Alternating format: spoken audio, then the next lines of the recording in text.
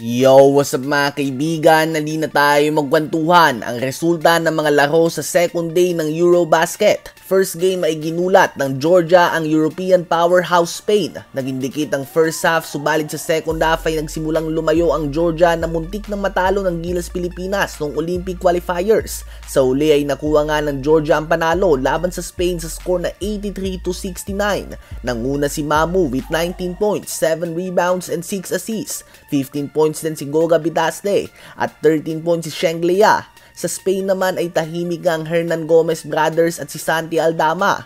Pinataob naman ng Israel ang Iceland sa score na 83-71. Nagtala ang NBA rising star Deni Avdija ng 20 points and 9 rebounds. Subalit ang nanguna nga para sa Israel ay ang EuroLeague player Roman Sorkin na gumawa ng 31 points and 5 rebounds. Habang ang France naman tulad lamang ng inaasahan ay pinulbos nga nila ang Belgium sa score ng 92-64 kahit na wala sila Wemby at Rudy Gobert sa kanilang lineup.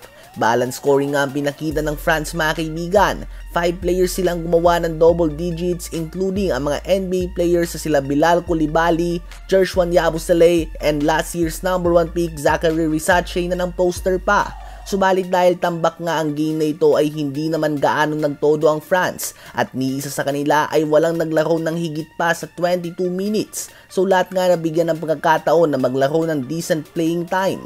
Tambak din ang inabot ng bansang Cyprus sa kanilang Eurobasket debut kontra sa Bosnia and Herzegovina sa score na 91-64. Nagtala si Jusuf Nurkic ng 18 points and 6 rebounds sa loob lamang ng 21 minutes of playing time. Pinakita naman ni Giannis Antetokounmpo kung bakit siya ay isang two-time NBA regular season MVP. Binuhat niya nga ang Greece laban sa Italy sa score na 75-66. Si Giannis ay nagtala ng 31 points, 7 rebounds and 2 assists on 14 of 20 shooting sa field. Another day in the office nga para kay Giannis at walang sagot sa kanya ang mga Italiano. At bukod nga kay Giannis ay wala nang iba pang gumawa ng double digit scoring para sa kanilang koponan. So talagang buhat nga mga kaibigan si Giannis sa game na ito.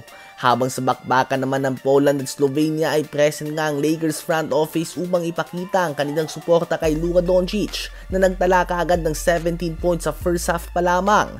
Ganun pa man ay hindi niya nga nagawang mabuhat ang Slovenia sa game na ito. Nagtala na siya ng 34 points, 4 rebounds, 9 assists and 5 steals on 17 of 18 shooting sa free throw line. Subalit ang ending nga nito ay panalo ang Poland sa score na 105-95. Obviously, depensa nga ng Slovenia ang bumigay sa game na ito.